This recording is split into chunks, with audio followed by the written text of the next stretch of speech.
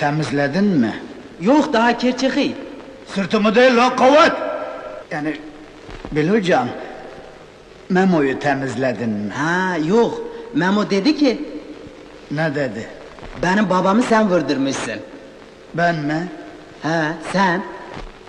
Oh şimdi kızmışım. Dinime imanıma kızmışım. Demek ağzına iftira attı, pışt! O da senin için öyle dedi. Ne dedi? Puşt dedi. Ne? Vay kavvat vay! Vay ahlaksız, iftiracı pezevenk! Bak Bilo! Ben sana bugüne kadar hiç Memo'yu fır dedim mi? Haşa. Artık diyelim. Ağzına iftira eden kavvatı fır! Korkma, kimse kılına bile dokunamaz. Öyle mi?